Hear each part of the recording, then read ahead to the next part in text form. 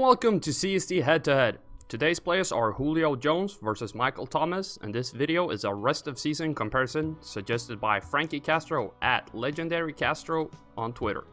Don't forget to subscribe to the channel for more content like this all season long. Julio ranks as wide receiver 36 in standard scoring right now, and Thomas as wide receiver 25.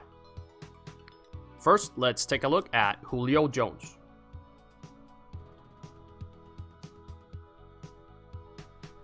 From the Falcons' opportunity pool and market share, Jones gets 74 projected targets with 48 projected receptions going forward. Breaking down his field patterns, we see that his most targeted zone is the short right, with 23% of all targets coming in that zone. His danger zone is the deep right with 30.2 yards per catch. The blue text is the full target distribution from the start of the season.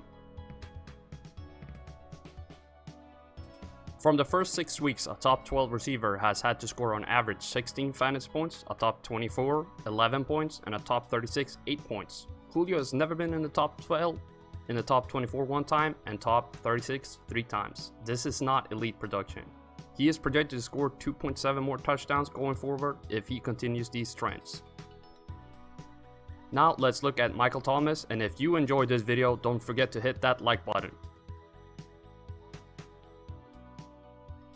From the Saints' opportunity pool and market share, Thomas gets 108 projected targets with 67 receptions going forward from week 6.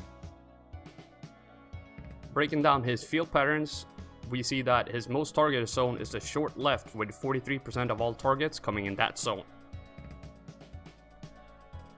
His danger zone is the deep middle with 29 yards per catch.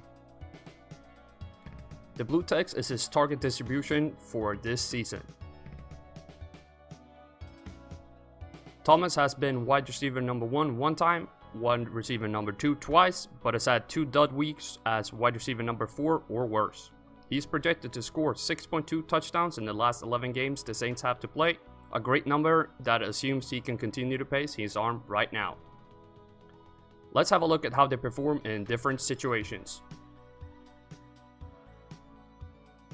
Julio prefers to play at home in Atlanta, while Thomas performs better outside the Superdome. Julio does not play better or worse against any particular conference, while Thomas averages almost 4 points more against teams from the NFC compared to the AFC. Julio scores more points on average when the Falcons are losing, while Thomas scores a lot more when the Saints are winning. The best play for each player: Jones, home game versus a team from the NFC that you think the Falcons will lose to. Thomas, an away game versus a team from the NFC that you think the Saints will beat. Looking at their points so far, Thomas has been the better fantasy player. Going forward with the same pace and adjusting for how their quarterbacks have been playing, Thomas is projected to outscore Julio for the rest of the season by quite a lot. If we spread out their projection over their upcoming games, Julio will average 9 points while Thomas will average 11.4. Comparing their one-game ceiling, Thomas has been and will continue to be more likely to give you a great fantasy day in 2017. But looking at their one-game floor, Jones is more likely to never have a crazy bad game. In conclusion, Julio has never been a fantasy wide receiver number 1. Michael Thomas' floor is alarmingly low. Thomas wins all comparison stats except floor and has more touchdown upside. Therefore, my pick rest of the season is Michael Thomas.